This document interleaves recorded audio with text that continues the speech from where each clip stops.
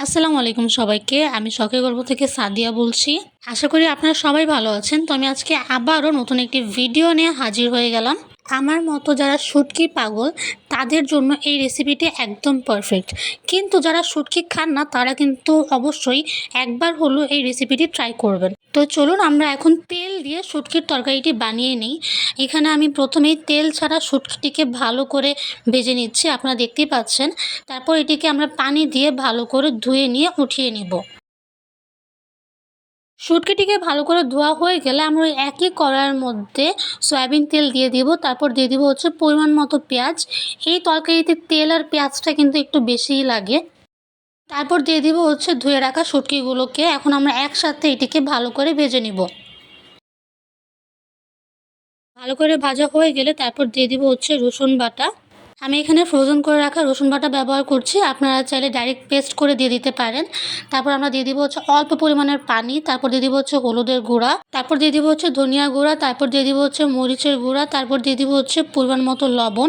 এখানে আপনারা আপনাদের স্বাদ অনুযায়ী লবণটি দিয়ে দিবেন। তারপর আমি এখানে 3 থেকে 4টি কাঁচামরিচ দিয়ে দিয়েছি। আমরা এখন মশলাটিকে ভালো করে কষিয়ে নিব।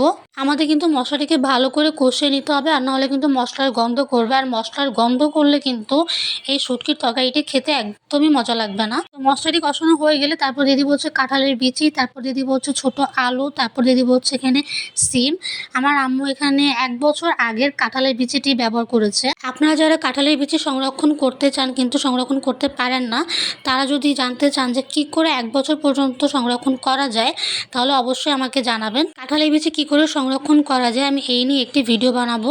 তো আমার সবগুলো দিয়ে দেওয়া হয়ে যাওয়ার পর আমি ঢাকনা দিয়ে 5 থেকে 10 মিনিটের জন্য ঢেকে রেখেছিলাম। 5 থেকে 10 মিনিট পর ঢাকনাটি উঠিয়ে আমি বেগুনগুলো দিয়ে দিব। আমি বেগুনগুলো প্রথমে দেইনি, কারণ হচ্ছে বেগুনগুলো প্রথমে দিলে বেগুনগুলো গলে যেত, আর এই তরকারিতে বেগুনগুলো গলে গেলে একদমই মজা লাগতো না। তো বেগুনগুলো দিয়ে দেওয়ার পর আমি ভালো করে নাড়াচাড়া করে নেওয়ার পর আমি দিয়ে দিব হচ্ছে লাউ শাক। আমি এখানে লাউ শাকের পাতাগুলো ব্যবহার করেছি, আমি খুব একটা ডাঁটা ব্যবহার করিনি। তো লাউ পাতাগুলো দিয়ে দেওয়ার পর আমি 5 থেকে 10 মিনিটের জন্য ঢাকনা দিয়ে ঢেকে রেখেছিলাম। 5 থেকে 10 মিনিট পর ঢাকনাটি উঠিয়ে আমরা এটিকে ভালো করে নাড়াচাড়া করে নিব। ঠিক এরকমভাবে আমাদের কিন্তু খেয়াল রাখতে হবে এটা যেন লেগে না যায় বা পুড়ে না যায়। এটা যদি লেগে যায় তাহলে কিন্তু একদমই তরকারিটি খেতে মজা হবে না। আমি এখানে কিন্তু বেশি ঝোল রাখবো না, আমি একদমই শুকনো শুকনো করে ফেলবো। যারা একটু ঝোল ঝোল খেতে পছন্দ করেন তারা চাইলে ঝোল ঝোল রাখতে পারেন, আর যারা ঝোল খেতে পছন্দ করেন না তারা একটু শুকনো শুকনো করলেই হয়ে যাবে। তো এই তো আমার এখানে রান্না হয়ে গিয়েছে, আমি এখন একটি বাটির মধ্যে এটি তুলে নিব।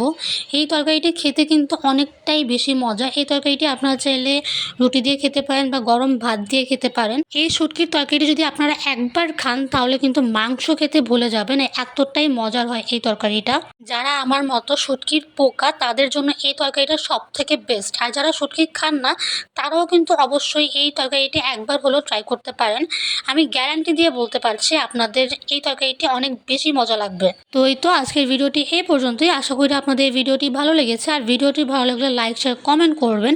আর ঠিক এরকম নতুন নতুন ভিডিও পেতে আমার চ্যানেলটি সাবস্ক্রাইব করবেন আর আমার পাশে থাকবেন। আল্লাহ হাফেজ সবাইকে।